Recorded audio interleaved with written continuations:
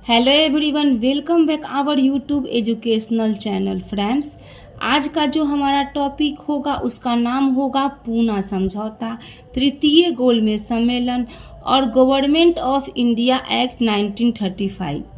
आपको याद होगा कि कल की कक्षा में हमने द्वितीय गोलमेज सम्मेलन सांप्रदायिक पंचायत के बारे में हम लोगों ने पढ़ा था। गांधी जी जब पूना की यरवदा जेल से डॉक्टर अंबेडकर को यह सूचित करते हैं कि अगर 30 दिन के अंदर में वो दलितों के लिए पृथक निर्वाचन की मांग को अगर रद्द नहीं करेंगे तो हम आमरण अनशन करेंगे। उसके बाद फिर 26 सितंबर 1932 को पूना में एक समझौता होता है जिसे पूना समझौता के नाम से हम लोग जानते हैं। 26 सितंबर 1932 को पूना समझौता होता है। तो इसमें एक तरफ डॉक्टर अंबेडकर होते हैं और दूसरे तरफ से महात्मा गांधी होते हैं और डॉक्टर अंबेडकर और महात्मा गांधी के बीच समझौता होता है। तो डॉक्टर अंबेडकर की तरफ से साइन करते हैं डॉक्टर अंबेडकर और महात्मा गांधी की तरफ से जो साइन करते हैं उसका नाम होता है मदन मोहन मालवीय। तो कई बार एग्जाम में पूछा गया है कि पूना समझौता में महात्मा गांधी की तरफ से किसने हस्ताक्षर किया था, तो आप नाम याद रखिएगा मदन मोहन मालवीय का। और अगर पूछेगा कि पूना समझौता में डॉक्टर अंबेडकर की तरफ से किसने साइन किया था, तो डॉक्टर अंबेडकर स्वयं जो थे इसमें साइन किए थे। जब इन दोनों के बीच समझौता होता है तो उसका रिजल्ट सामने आता है। तो रिजल्ट क्या आता है कि इसमें जो डॉक्टर अंबेडकर हैं वो कंप्रोमाइज़ करते हैं और वो जो दलितों के लिए जो पृथक निर्वाचन की मांग वो द्वितीय गोलमेज सम्मेलन में लंदन में किए थे और वो पास भी हो गया था, उस दलितों के पृथक निर्वाचन की मांग को वो रद्द कर देते हैं। ठीक है, क्योंकि ये तो बात डिमांड गांधी जी भी कर रहे थे, तो गांधी जी की बातों को वो मान लेते हैं और कंप्रोमाइज़ कर लेते हैं। और दूसरा क्या परिणाम निकला कि दलितों के लिए प्रांतीय विधानमंडल में सीटों की संख्या को बढ़ा दी गई और कितना कर दिया गया, तो 71 से 147 सीट की संख्या कर दिया गया। कहने का मतलब है कि प्रांतीय विधानमंडल में दलितों के लिए पहले सीटों की संख्या थी 71, लेकिन बाद में इसको बढ़ाकर 147 कर दिया गया। तो कई बार ये भी एग्जाम में पूछा गया है कि दलितों के लिए प्रांतीय विधानमंडल में पूना समझौता के तहत सीटों की संख्या बढ़ाकर 71 से कितनी कर दी गई, या फिर ये भी पूछा जाता है कि दलितों के लिए प्रांतीय विधानमंडल में सीटों की संख्या 71 से 147 कर दिया गया, ये निम्नलिखित में से किस समझौता के तहत हुआ था। तो याद रखिएगा पूना समझौता। ठीक है,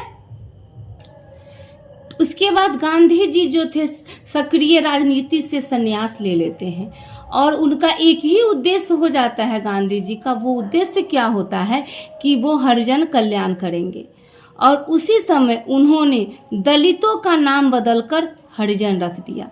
तो इसके बाद गांधी जी ने कई संस्थाएं खोली हरिजनों के लिए, जिसमें से एक नाम है अखिल भारतीय अछूत विरोधी लीग। तो ये एग्जाम में पूछा जाता है कि अखिल भारतीय अछूत विरोधी लीग संस्थाएं जो है किसके द्वारा खोली गई थी, तो महात्मा गांधी के द्वारा खोली गई थी। और दूसरा जो है हरिजन सेवक संघ जो है महात्मा गांधी खोले थे और इसके अध्यक्ष महात्मा गांधी स्वयं नहीं बने थे, इसके अध्यक्ष बनाया गया था जीडी बिरला को। तो ये भी एग्जाम में पूछा जाता है कि हरिजन सेवक संघ का अध्यक्ष किसको बनाया गया था, तो जीडी बिरला को। और ये हरिजन पत्रिका में भी हरिजन पत्रिका में भी ये सारी बातें लिखी गई थी। उसके बाद में है हम लोगों का नेक्स्ट टॉपिक आता है तृतीय गोलमेज सम्मेलन।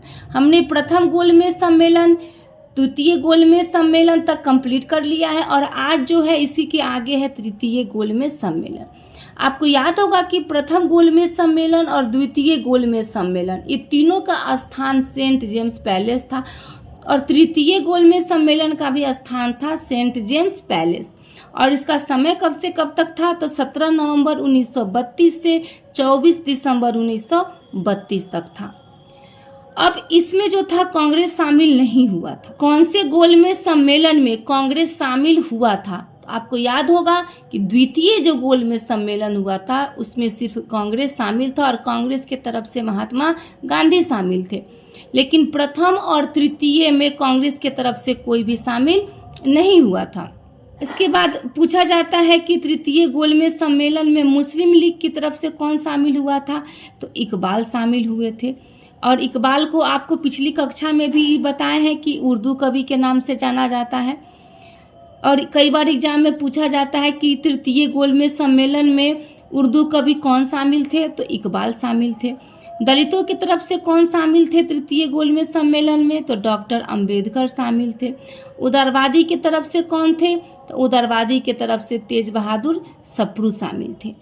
ठीक है, तो जब तीनों सम्मेलन में यानी कि प्रथम गोलमेज सम्मेलन, द्वितीय गोलमेज सम्मेलन और तृतीय गोलमेज सम्मेलन, तीनों गोलमेज सम्मेलन में हिस्सा लेने वाले व्यक्ति कौन थे, तो डॉक्टर अंबेडकर और तेज बहादुर सप्रू। ये दो व्यक्तियों के नाम आप ध्यान में रखिएगा। ये दो व्यक्ति थे जो तीनों गोलमेज सम्मेलन में भाग लिए हैं। जब तृतीय गोलमेज सम्मेलन में कांग्रेस हिस्सा नहीं लेता है तो अंग्रेज ने तृतीय गोलमेज सम्मेलन को रद्द कर दिया। और अंग्रेजों का कहना था कि जब कांग्रेस ही इस सम्मेलन में भाग नहीं लेगी तो हमें इस सम्मेलन करने से क्या फायदा है। उसके बाद अंग्रेजों ने एक श्वेत पत्र जारी कर दिया। जब अंग्रेजों ने श्वेत पत्र जारी किया तो श्वेत पत्र जारी करने के बाद अंग्रेजों ने एक कमेटी बनाई और इस कमेटी का नाम रखा गया लॉर्ड लिथगो समिति। ठीक है, और इस समिति की बैठक हुई और बैठक में यह तय हुआ कि भारत का संवैधानिक प्रारूप तैयार किया जाए और इसी की अनुशंसा पर गवर्नमेंट ऑफ इंडिया एक्ट 1935 आया है। और आपको पता है कि गवर्नमेंट ऑफ इंडिया एक्ट में बहुत सारे परिवर्तन किए गए हैं। तो और जो गवर्नमेंट ऑफ इंडिया एक्ट के समय वायसराय कौन थे, तो लॉर्ड विलिंगटन थे। और उस समय भारत के राज्य सचिव कौन थे, तो सैमुअल हारे थे। ये एग्जाम में पूछा जाता है कि गवर्नमेंट ऑफ इंडिया एक्ट के समय भारत के राज्य सचिव कौन थे, तो सैमुअल हारे। और गवर्नमेंट ऑफ इंडिया एक्ट 1935 के तहत भारत के वायसराय कौन थे, लॉर्ड विलिंगटन थे। तो उम्मीद करती हूँ कि का जो गोलमेज सम्मेलन हुआ आपको अच्छे से समझ में आया होगा। अगर आप लोगों को मेरा वीडियो अच्छा लगे तो लाइक, शेयर और कमेंट करना बिल्कुल ही ना भूलें। बने रहिए हमारे साथ, मिलते हैं नेक्स्ट वीडियो में नेक्स्ट टॉपिक के साथ। धन्यवाद।